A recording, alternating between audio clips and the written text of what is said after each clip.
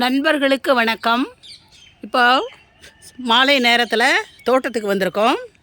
இப்போ தோட்டத்துக்கு வந்தோம் அப்படின்னு சொன்னாக்க இங்கே பாருங்கள், நெய் மிளகாய் செடி நல்லா வளர்ந்து வந்துக்கிட்டு இருக்கு. பக்கத்துலேயே பார்த்திங்கன்னா முள்ளங்கி, வெள்ளை முள்ளங்கி நல்லா வளர்ந்து வந்துக்கிட்டு இருக்கு. ரெண்டுக்கும் நடுவில் இங்கே பாருங்கள் ஒரு க்ரோ பேகு, கீரை பேகு தான் இது. ஆனால் இந்த கீரை பேக்லேயும் முள்ளங்கி நட்டிருந்தோம். டெய்லி பெருச்சாளி வந்து அதை தோண்டி போட்டுட்டு போயிட்டு இந்த க்ரோ பேக்கே இப்போ பாருங்கள் எம்டி ஆகிடுச்சு.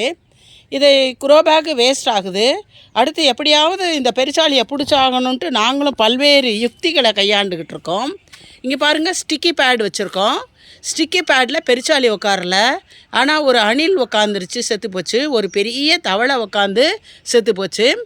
இப்போ இதை இப்படியே விடக்கூடாது அப்படின்னு சொல்லிவிட்டு அதுக்கு வைக்கக்கூடிய அந்த கேக் வாங்கிட்டு வந்திருக்கோம். இன்றைக்கி நைட்டு தான் வைக்கணும். வச்சு எப்படியாவது அதை பிடிச்சிடணும். பிடிக்க முடிஞ்சால் பிடிப்போம், வேறு மாற்று வழி தெரியல. அடுத்து இந்த க்ரோ பேக்கில் இப்போ வந்து நூல்கோல் நடலான்னு இருக்கேங்க. நான் 2 தடவை நாங்கள் நூல்கோல் போட்டு அறுவடை பண்ணிட்டோம். இப்போ 3வது தடவைக்கும் இங்கே பாருங்கள், நூல்கோல் கன்று போட்டு கன்று ரெடியாக இருக்குது. இந்த கன்றுங்களை இந்த க்ரோ பேக்கில் நட்டுருவோங்க.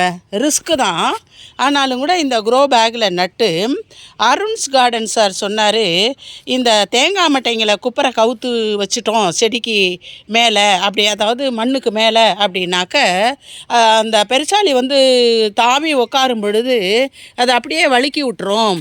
அதனால் அதை மண்ணை கலைக்க முடியாது அப்படின்னு சொன்னார். சரி, அந்த யுக்தியை இன்றைக்கி செஞ்சு பார்க்கலாம்.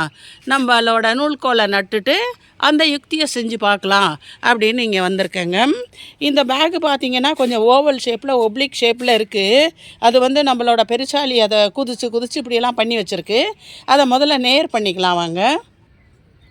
இப்போ இந்த க்ரோ பேக்கை ஓரளவுக்கு நேர் பண்ணியாச்சுங்க, வட்டமாக வச்சாச்சு. இப்போ இந்த கன்றுங்களை எடுத்து நாம் 1 by 1 நடலாம். இந்த கன்றுங்கள்லாம் இங்கே போட்டு வச்சுருக்கேன்.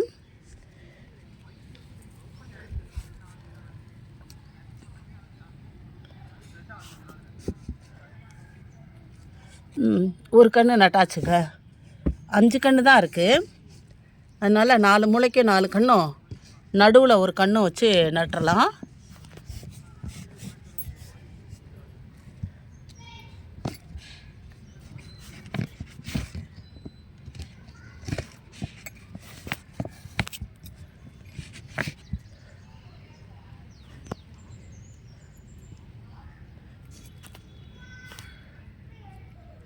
பாருங்கள், நல்லா மண் ரொம்ப நல்லா பொலன்னு இப்போ தயார் பண்ண மண் தான். அதாவது இந்த தை பட்டத்துக்காக ரொம்ப அவ்வளோ முள்ளங்கியும் வளர்ந்து வந்துக்கிட்டு இருந்ததுங்க. கம்ப்ளீட்டாக எல்லாத்தையும் பிச்சு போட்டுட்டு போயிடுச்சு. கொஞ்சம் கேப் விடலாம். கேப் விட்டால் தான் செடி வளர்கிறதுக்கு வசதியாக இருக்கும். வளரும்னு நம்புகிறோம், பார்ப்போம். எப்படியாவது எலியை பிடிச்சிடணும்.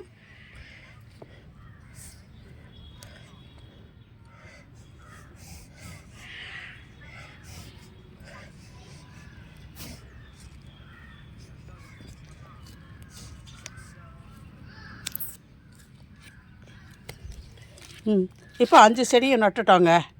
நட்டுட்டு இதுக்கு தண்ணி ஊற்றிக்கலாம்.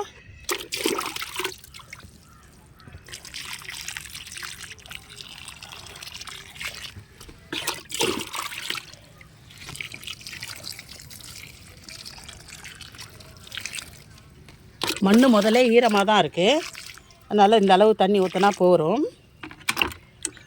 இப்போ இதுக்கு பாதுகாப்பு அரண் கட்டலாங்க.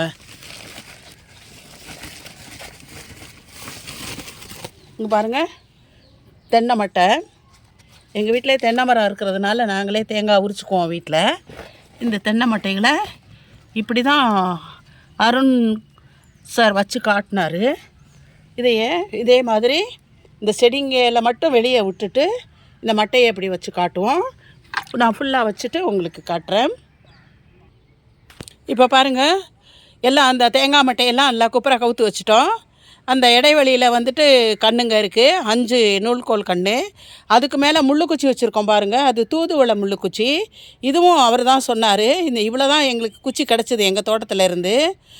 மற்றபடி கீழே கிரவுண்ட் ஃப்ளோரில் இருக்கிற தோட்டத்திலேருந்து எடுத்து கொண்டு வந்து நாளைக்கு இன்னும் கொஞ்சம் அந்த முள்ளுக்குச்சியை வச்சு பார்ப்போம்.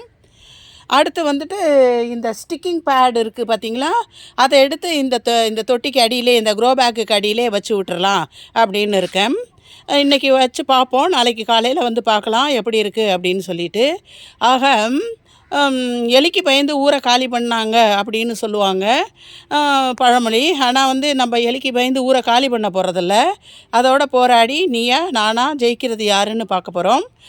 இந்த வீடியோ பிடிச்சிருந்தாக்கா லைக் பண்ணுங்கள், ஷேர் பண்ணுங்கள், கமெண்ட் பண்ணுங்கள், சப்ஸ்கிரைப் பண்ணுங்கள். நன்றி, வணக்கம்.